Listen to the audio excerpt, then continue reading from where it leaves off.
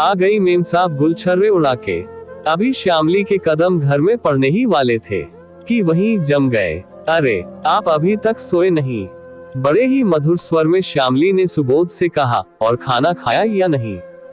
मैं मर भी जाऊं तो तुम्हें क्या फर्क पड़ेगा? तुम्हें तो आजादी मिल जाएगी, बंधन भी तो नहीं रहेगा कोई। सुबोध बहुत गुस्से में था।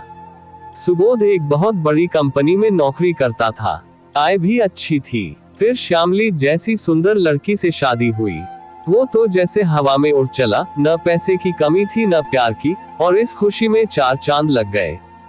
जब सलोनी का जन्म हुआ, प्यारी सी चुलबुली चांद जैसी परी जैसे उसके घर आई। पर कहते हैं ना खुशी के दिन जल्दी बसर होते हैं। कंपनी में एक हादसे में सुबोध के दोनों पैर चले गए। अपाहिज सुबोध को नौकरी खोनी पड़ी।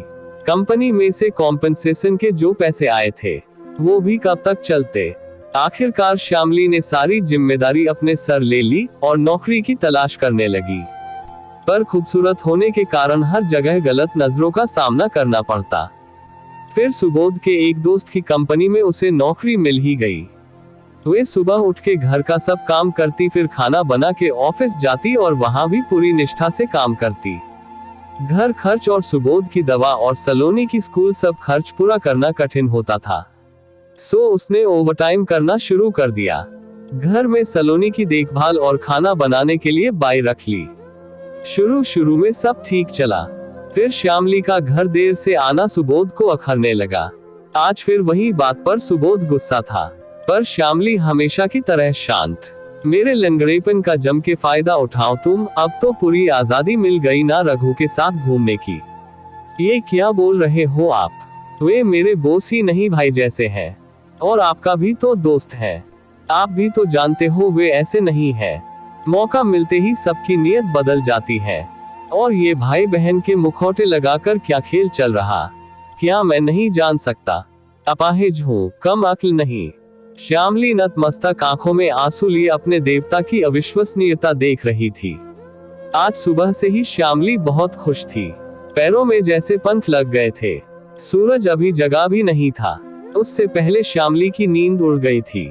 आज से ठीक 5 साल पहले उसकी जिंदगी बदल सी गई थी। सुबोध से उसकी शादी जो हुई थी, सुबह से घर की साफ सफाई में लगी हुई थी। सुबोध अभी गहरी नींद में था, और हर साल की तरह इस साल भी उसको ये दिन याद नहीं था। पर श्यामली को इस बात का कोई गिला नहीं था। वो तो बस चाहती थी कि इतने दिनों से दुखी सुबोध को आज वो अनकही खुशियों से भर देना चाहती थी। मेम साहब, आज आपने तो मेरे आने से पहले ही घर को चमका दिया। मेरी राह नहीं देखी, मैं कर लेती न ये सब। बाहर से कनू की आवाज आई। नहीं कनू, ऐसी बात नहीं है। आज मेरी नींद जरा जल्दी खुल गई थी, सो मैंने सोचा थोड़ा काम निपटा लूं। तुम सलोनी को टाइम पे स्कूल भेज देना, और साहब उठे तो उनको जो भी पसंद हो वो नाश्ता बनाकर रूम में दे आना। श्यामली सुबोध को शाम को सरप्राइज देना चाहती थी, इसलिए उसने कनू को भी नहीं बताया, और वो तैयार होके ऑफिस की ओर निकल पड़ी। शाम को उसने बॉस से जल्दी जाने की परमिशन ले ली, और काम सब जल्द खत्म करके जल्दी घर जाना था। आज जैसे समय मंद गति से चल रहा लगता था। घड़ी में 5 बजे और श्यामली उत्सुकता और आज की रात के सपनों को दिल में संजोती निकल पड़ी। रास्ते में से केक ली। कनू को सुबह बोल दिया था कि बेडरूम की चद्दर पर्दे बदल दे। आज वो अपनी शाम को पहले दिन जैसी खूबसूरत बनाना चाहती थी। रास्ते में से थोड़े फूल और सुबोध के लिए गिफ्ट ली, फिर जैसे घर के लिए उड़ चली। रास्ता जैसे लंबा हो चला और श्यामली हसीन सपनों में खोई हुई। घर की चाबी उसके पास थी। उससे घर खोल के अंदर आई वो सोच रही थी कि सुबोध उसको अभी देख के खुश भी होगा और सरप्राइज भी। हॉल में कोई नहीं था। उसे लगा शायद कनू कुछ लेने बाहर गई होगी। यही सही समय है सुबोध को सरप्राइज देने का। वो तो खुश होकर मुझे बाहों में ही भर लेगा और फिर एक दूजे में हम खो जाएंगे। बड़े कदमों से बेडरूम की तरफ गई और चुपके से दरवाजा खोला, और दरवाजे के पास फिसल पड़ी आंखों में अश्रुधार बहने लगी। श्यामली देख रही थी अपने सपनों को दम तोड़ते हुए। जिस जगह उसने नई जिंदगी की शुरुआत की थी, जहां प्यार भरा हर लम्हा बिताया था, उसी जगह उसने देखा अपने प्यार को, अपने विश्वास को एक दूसरे की बाहों में निर्वस्त्र लिपटे हुए। उस दिन के हादसे को भुला पाना शायद श्यामली के लिए बहुत ही मुश्किल हो गया था। पर सुबोध को कोई फर्क नहीं पड़ा था। वो तो बस ऐसे जी रहा था जैसे कुछ हुआ ही नहीं। सुनो, अब चाय के लिए कितना इंतजार करना पड़ेगा? आज के आज मिलेगी या नहीं? श्यामली ने जल्दी से चाय का कप सुबोध के हाथों में थमाया। मन में लाखों तूफान उठ रहे थे, जिसे रोक पाना नामुमकिन सा था। अगर वे ठीक होते तो छोड़ भी देती, पर इस हालत में घर छोड़ा तो क्या होगा उनका? नहीं नहीं, ऐसे तो ख्याल भी लाना पाप है। सब काम खत्म कर कर ऑफिस की ओर चल दी। हाँ, अब उसने ऑटो में जाना छोड़ दिया और ओवर टाइम करना भी। अब ज्यादा पैसे नहीं कमाने पर बचाने की कोशिश करती है। वो घंटे भर का रास्ता चलकर पार करती है। कांटा जब गहरा चुभता है ना दोस्तों, तो कोई और दर्द बड़ा नहीं लगता। श्यामली के दिल में भी ऐसा ही दर्द भरा था। रघु कई दिनों से ये नोटिस कर रहा था, पर पूछने की हिम्मत नहीं थी। पर एक बार ऑफिस टाइम खत्म होने के बाद उसने श्यामली को कहा, एक जरूरी काम है, आज तो साथ आना और बाद में मैं तुम्हें घर छोड़ जाऊंगा। श्यामली झिझक रही थी। वो अब कैसे बताए कि दोनों के बारे में सुबोध क्या सोचता है, और गैर साथ देख लिया तो फिर भूचाल आ जाएगा। पर करे भी तो क्या, मना भी तो नहीं कर सकती। बॉस जो ठहरे। ठीक है, आऊंगी। श्यामली ने हामी भरी और काम में लग गई। घड़ी में 5 के घंटे पड़े। रघुनाथ श्यामली दोनों ऑफिस से निकले।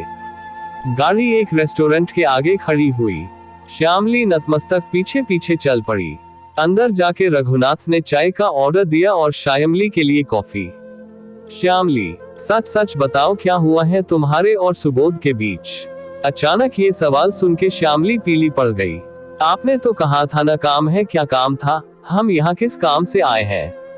श्यामली, बात को बदलो मत, यही काम था। वहाँ बताया तो तुम ना आती, सो नहीं बताया। अब बताओ। देखो, कुछ परेशानी है तो मैं सुबोध से बात करूंगा। वो मेरा बचपन का दोस्त है। श्यामली सकपका कर चुप हो गई। अब क्या कहे रघु से कि वो उन दोनों के चरित्र पर उंगली उठा के बैठा है। क्यों समझेगा कोई बात? वो नहीं, वो बस थोड़ा घर का टेंशन और सुबोध की तबीयत की भी थोड़ी फिक्र है, बस बाकी कुछ नहीं। चलो मैं चलती हूँ, सुबोध मेरा घर पर इंतजार कर रहा होगा। श्यामली खड़ी हुई। रघुनाथ ने छोड़ने को कहा, पर श्यामली ने मना कर दिया और घर के लिए निकल पड़ी। इधर रघुनाथ के मन में ये बात खटक रही थी। उसने बिल के पैसे दिए और घर की ओर निकल पड़ा, पर मन में अभी भी वही बातें घूम रही थी। इतवार की सुबह थी, आज ऑफिस में छुट्टी थी, तो श्यामली साफ सफाई कर रही थी। सुबोध बालकनी में चाय का कप धरे पेपर पढ़ रहा था। तभी दरवाजे पर दस्तक हुई। श्यामली ने दरवाजा खोला तो सामने रघुनाथ खड़ा था। श्यामली के पैर जैसे जमीन में गड़ गए और आवाज जैसे चली गई। मन ही मन डर गई कि सुबोध ने इसका अपमान कर दिया तो नौकरी भी जाएगी और इन लोगों की दोस्ती भी खत्म हो जाएगी। क्यों भाभी, अंदर नहीं बुलाओगी क्या? श्यामली हड़बड़ाहट में बोली। हाँ, क्यों नहीं, आए ना। सुबोध, रघुनाथ जी आए हैं आपसे मिलने। सुबोध व्हीलचेयर से अंदर आया और रघुनाथ को अपने साथ कमरे में आने को कहा। रघु पीछे चल पड़ा। पीछे श्यामली भी आई। उसके मन में अड़ा था कि सुबोध रघु को कुछ खरी खोटी न सुना दे। अब तुम क्या सिर पे खड़ी रहोगी? चाय नाश्ता लेके आओ। सुबोध गुर्राया।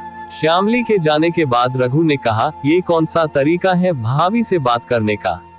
रघु, यार मुझे माफ कर दे, पर मैं ये सब उसी की भलाई के लिए कर रहा हूँ। मैं जानता हूँ कि वो मुझसे बहुत प्यार करती है और उस प्यार को नफरत में बदलने की मैं हर वो कोशिश करता हूँ, क्योंकि मैं चाहता हूँ कि मेरे लिए वो अपनी पूरी जिंदगी बर्बाद न करे।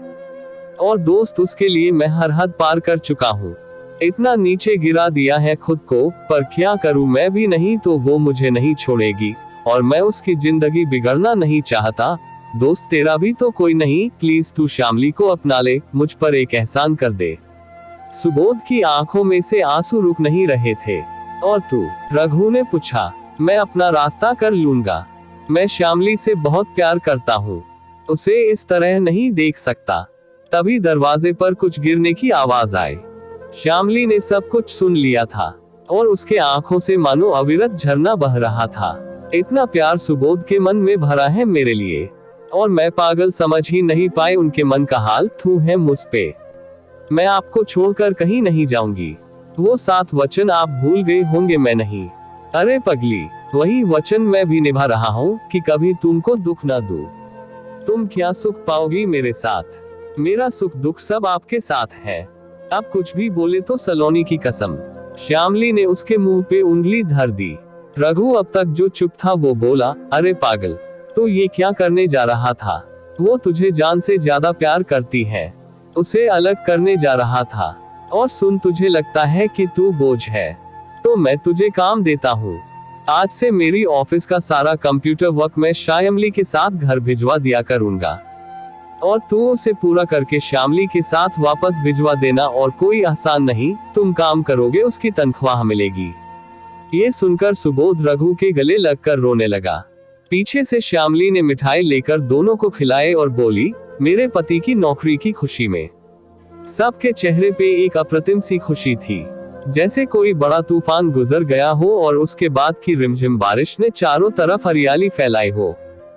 तो दोस्तों, ऐसा दोस्त और ऐसा जीवन संगनी नसीब वालों को ही मिलता है। तो दोस्तों, अगर कहानी अच्छा लगा है तो हमारे चैनल को जरूर सब्सक्राइब कर लें। और दोस्तों, इस कहानी के बारे में क्या कहेंगे कमेंट करें। तो मिलते हैं एक नई कहानी में। धन्यवाद।